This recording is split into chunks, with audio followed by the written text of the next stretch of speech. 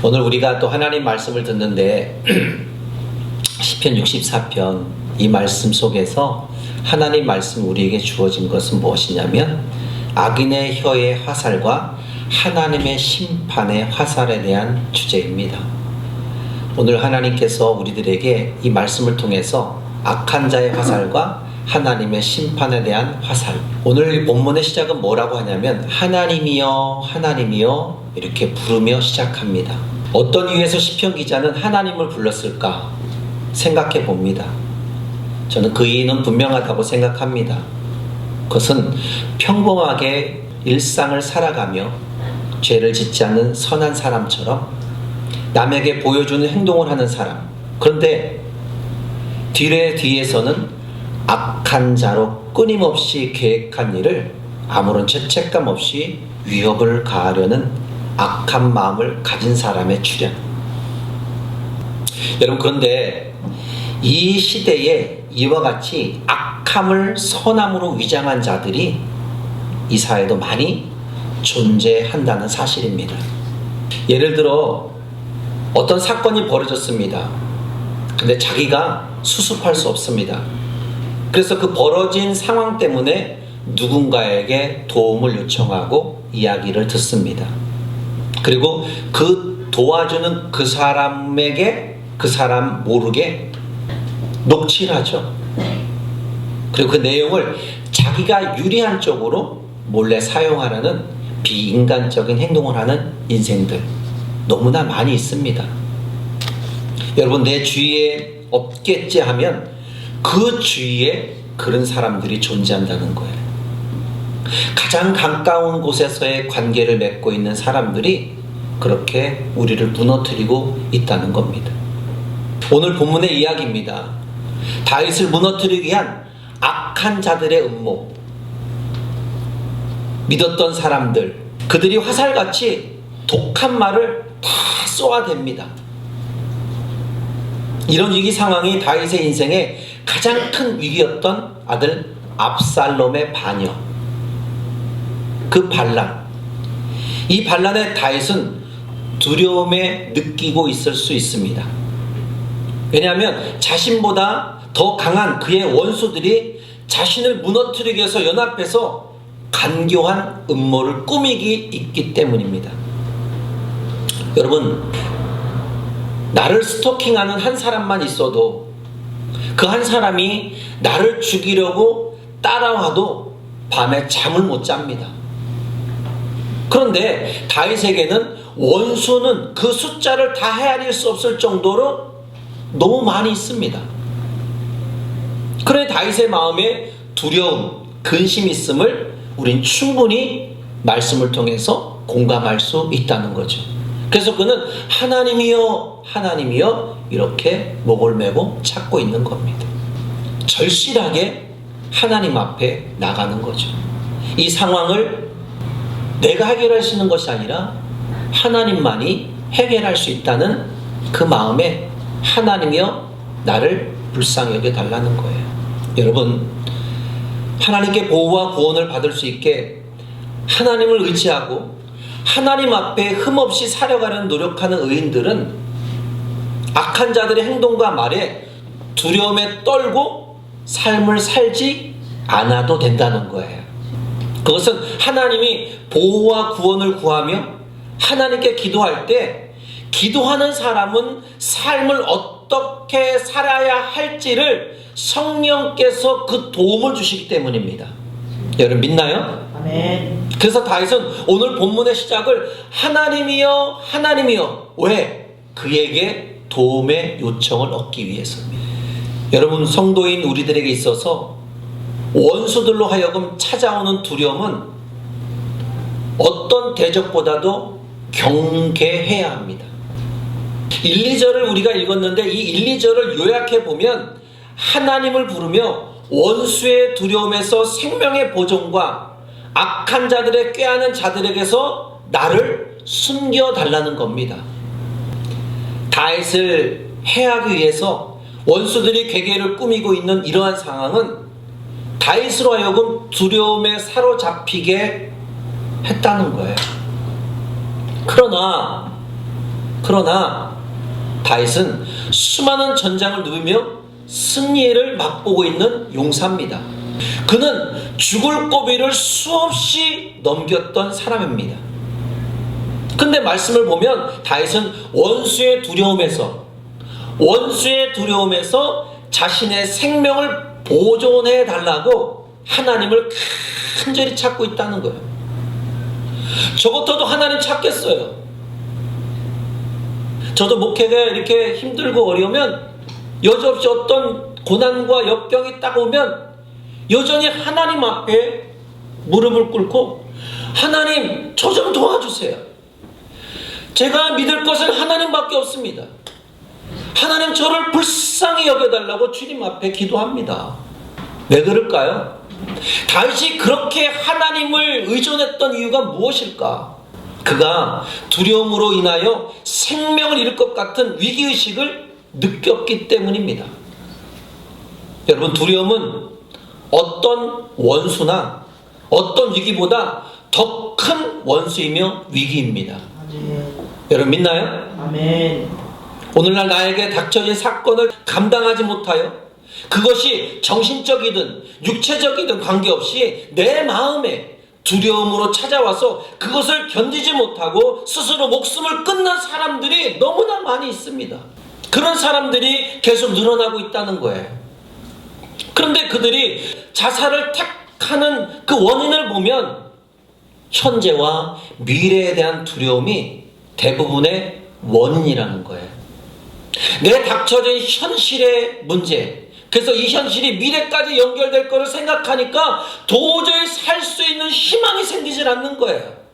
그래서 나는 도저히 안 되는 사람이야. 그리고 자살을 택하는 사람들, 원하지 않는 위기에 닥친 상황 때문에 대처 능력의 부족, 누군가 나에게 따뜻한 말을 건네주려고 오는 사람이 없는 그 상황, 그 마음의 고통스러운 그 마음 견디지 못하고 스스로 자기 목숨을 내려놓는 모습.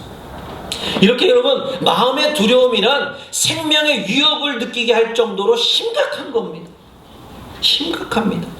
요한복음 14장 27절, 평안을 너에게 끼치노니 곧 나의 평안을 너에게 주노라. 내가 너에게 주는 것은 세상에 주는 것과 같지 아니하리라. 너희 마음을 근심하지도 말고 두려워하지도 말라. 우리 주님이 너희의 마음이 근심하지도 말고 두려워하지도 말라 이렇게 말씀합니다. 주님도 세상이 얼마나 이렇게 두렵고 떨리는 것이, 모함하는 것이 많은지 압니다. 그런데 주님은 우리에게 근심하지 마, 두려워하지 마. 여러분, 두려움이란 하나님을 온전히 신뢰하지 못했을 때 반갑지 않게 찾아오는 불청객입니다. 어린아이는 엄마 품 안에 있을 때 두려움을 느끼지 못합니다. 아무리 어렵고 두려운 일이 있어도 그 상황에 관계없이 엄마 품에서 새근새근 잠을 잘 잡니다. 그것은 그만큼 엄마를 신뢰하기 때문이죠. 우리가 하나님을 신뢰할 때 이 정도로 엄마 품 안에 있는 아이와 같이 그런 신뢰가 필요합니다. 여러분 믿나요? 아멘. 그럴 때 나의 심장이 평안해진다는 거예요. 다윗에게서 가장 힘든 부분이 3, 4절입니다. 대적들이 드러내지 않고 몰래 숨어서 갑자기 공격을 하는 모습. 그들의 행동은 칼 같은 혀를 연마해서 화살같이 독한 말을 쏴댄다는 거예요. 여러분, 독한 말로 다른 사람을 망하게 하는 자는 그 독한 말로 인하여 그는 망하게 되어 있습니다. 그러니까 여러분, 독한 말 해서는 안 됩니다. 독한 말 해서는 안 돼요. 3, 4절의 말씀에서 다윗이 무엇 때문에 두려워하는지 그의 원수의 행위가 정확하게 드러나 있습니다. 그들은 혀를 칼처럼 연마하여 다윗을 향하여 휘두르고 있습니다. 독한 말을 화살처럼 다윗을 향하여 쏘아댑니다. 칼같이 자기의 혀를 연마하며. 그 의미는 무엇일까요? 누군가에게 큰 손해를 입히기 위해서 어떻게 말을 할까 고민하고 연구하고 준비했다는 거죠. 그리고 화살같이 독한 말을 겨누었다. 이 겨누었다의 의미는 표적을 향해 할 시위를 뭐요? 당겼다는 거예요. 여러분, 사도 바울도 에베소서 6장에 불화살을 소멸하고 이런 표현을 합니다. 바울은 성도를 향한 마귀의 공격을 불화살에 비유했습니다. 이것은 우리가 내뱉은 말의 공격만 의미하진 않습니다. 잘못된 언어의 말의 공격은 현재의 불화살, 독화살처럼 무서운 것이라는 거죠. 아니, 이 화살의 공격은 미래까지도 불투명하게 만든다는 거예요. 요즘 시대를 보면 거침없는 하이킥 같아요. 생각을 필터에 거르지도 않고 입에서 나오는 대로 말의 폭력, 그리고 입으로 내뱉지 못하면 인터넷 댓글을 통해 인격 살인을 하는 시대입니다. 얼마나 많은 사람들이 이 독이 든 언어를 통해서 그 화살에 맞아 죽었는지 모릅니다. 야고보서 3장 8절에 말씀합니다. 혀는 길들이길 사람이 없나니 쉬지 아니하는 악이요 죽이는 독이 가득한 것이라 말씀합니다. 혀를 누가 능히 길들일 사람이 없다는 거예요. 그리고 그 혀는 쉬지 않고 움직인다는 거예요. 성도인 우리는 어떻게 혀를 잘 사용해야 할까? 남을 죽이는 독이 가득한 언어를 만들어내는 혀가 아니라 세상을 살리는 복음의 말씀이 흘러나오는 혀가 되도록 내 혀를 잘 연마해야 될 줄 믿습니다. 근데 언어에 좋은 습관을 갖기를 싫어하는 대적들은 어떻게 합니까? 그 공격이 비굴하게도 정직하지 못합니다. 그들은 숨어서 무엇인가를 꾸미는 악한 습성을 가지고 있다는 거예요. 내가 저 사람을 어떻게 공격할까? 어떤 말로 어떻게 죽일까? 숨어서 일을 꾸미고 있다는 거예요. 그들은 때로는 뭐예요? 친구로 다가옵니다. 때로는 이웃인 척합니다. 결국 말로 하나님을 속이고 하나님의 사람들을 언어로 죽입니다. 이런 폭력성이 있는 말은 숨은 곳에서 준비된 화살을 예기치 않은 순간에 우리가 방심하고 있을 때 갑자기 날려서 온전한 자를 무너뜨립니다. 여러분, 이런 화살을 맞아본 적 없습니까? 나는 평범하게 온전하게 살고 있는데 누군가가 나에게 저 나쁜 사람, 저 사람 되게 나쁜 사람이야, 저 사람은 없는 말을 지어내는 사람이야, 왜 그런 말을 할까요? 그렇게 한 사람의 말의 의도가 무엇일까요? 저 사람이 없어져야 내가 그 위치에 올라가고 인정받기 때문에 그래요. 그래서 없는 말을 지어내서 그 없는 말을 지어낸 그 말이 화살이 돼서 그 사람 마음의 비수를 꽂아버리는 거예요. 그 화살을 맞은 그 사람은 어떨까요? 아프죠. 괴롭죠. 그러면서 어떤 마음을 갖습니까? 어떤 사람은 독한 말을 다시 뱉는 사람이 있는가 하면 어떤 사람은 이런 마음을 갖죠. 좋은 사람이지. 내가 먼저 좋은 사람이 돼야지. 내가 좋은 사람으로 살아가야지 하는 그러한 좋은 마음을 가질 겁니다. 여러분, 나쁜 말을 내뱉고 그 화살을 공격하는 사람은요, 상대방을 향한 미안함과 죄책감 전혀 갖지 않습니다. 만약에 미안함과 죄책감을 갖는다면 그런 불화살 같은 그런 나쁜 말을 쏟아내겠습니까? 안 쏟아내죠. 쏟아낼 수 없죠. 그런데 쏟아낼 때 어떻게 합니까? 전혀 죄책감, 미안함감이 없기 때문에 쏟아내는 거예요. 여러분, 자신의 현재의 상황이 나빠진 것을 본 다윗의 기도는 자신의 반역한 아들 압살롬을 한번 생각해 봅니다. 아버지 왕권을 노리고 수년 동안 음모를 꾸미면서 혀에 칼같이 연마하고 화살같이 독한 말을 겨누고 숨은 곳에서 갑자기 화살을 쏘았던 압살롬의 그 마음을 한번 왜 그랬을까 생각해 보는 거죠. 하나님은 악인들로 하여금 자신들의 행동한 악으로 망하게 하는 분입니다. 성경은 악한 자들이 잘 되는 것을 영원히 잘 되게 두지는 않습니다. 할렐루야. 아멘. 그러니까 여러분, 악한 자들이 잘 되는 거 그렇게 부러워하지 마십시오. 하나님의 공격의 심판은 누구에게나 대상이 된다는 것을 구절을 통해 말씀합니다. 그의 행하심을 깊이 생각하라, 이렇게 선포한 것처럼 하나님은 악인들을 그냥 내버려 두는 것이 아닙니다. 공의의 심판의 잣대를 사용한다는 거죠. 결국 그 안에서 살아남을 수 있는 자는 의의 편에 서 있는 믿음의 성도들입니다. 우리는 예수님의 이야기를 들을 때 양편에 강도들이 같이 있었습니다. 근데 그 십자가에 못 박힐 때 예수님 편에 선 한 사람이 있습니다. 근데 그 한 사람이 예수님 편에 쓴 그 마음 때문에 예수님은 그에게 너는 오늘 나와 함께 낙원에 있느니라. 할렐루야. 아멘. 오늘 시편은 원수들의 공격의 화살로 인한 다윗의 근심과 두려움으로 시작됐습니다.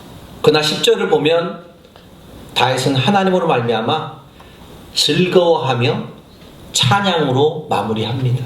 두려움으로 시작했습니다. 근심으로 시작했습니다. 그런데 그의 마무리가 뭡니까?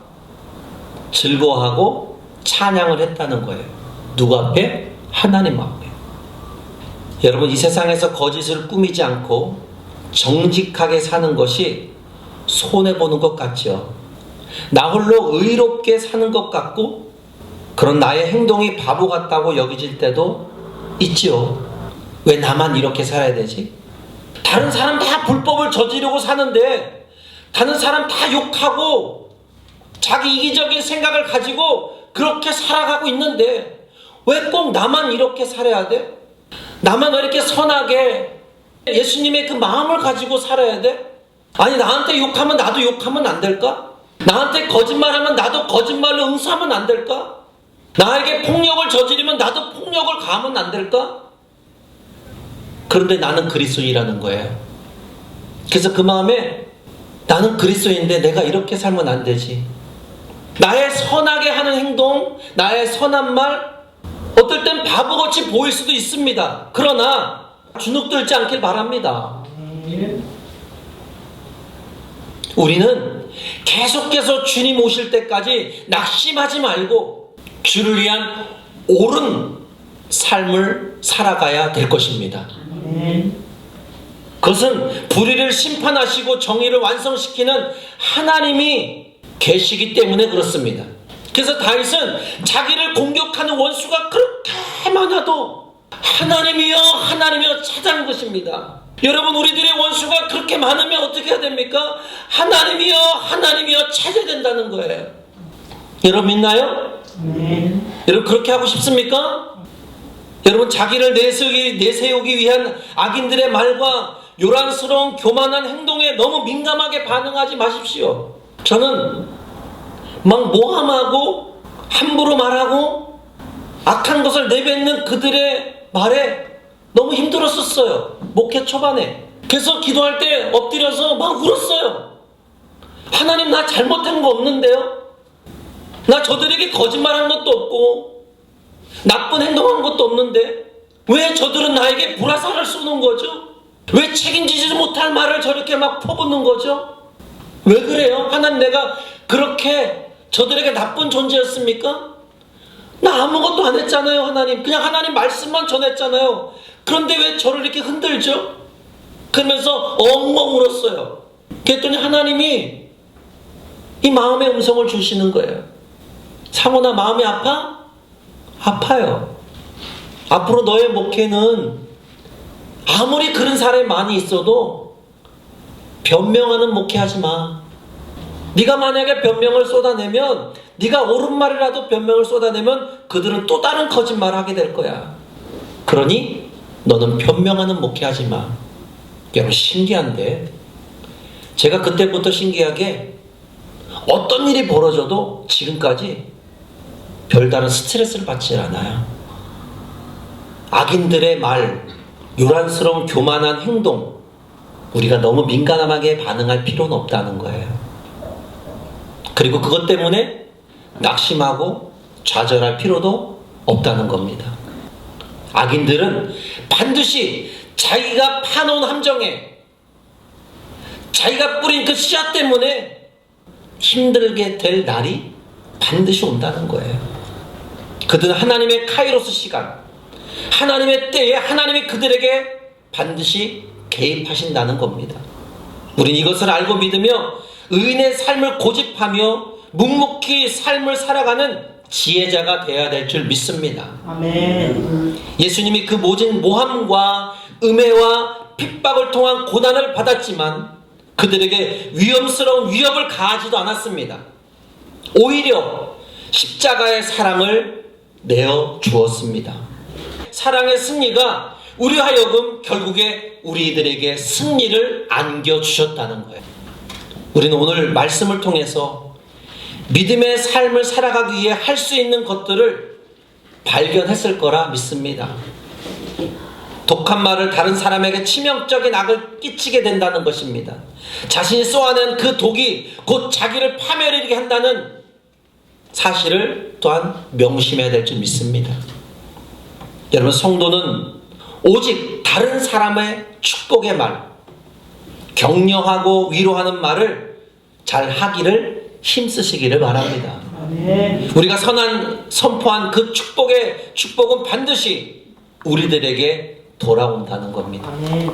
이것이 하나님의 정하신 말의 원리입니다. 한 주간 행복한 언어의 습관을 가진, 그 언어의 행복한 길을 찾아가는 저와 여러분 되길 바랍니다. 아멘. 다윗이 하나님이여 자기의 상황을 하나님께 올리고 마지막에 하나님을 찬양하고 하나님을 높였던 것처럼, 마지막에 승리의 깃발을 꽂은 것처럼 오늘 여러분도 한 주간 동안 그러한 승리의 은혜가 고백하는 그러한 축복의 사람이 되기를 주의 이름으로 축복합니다.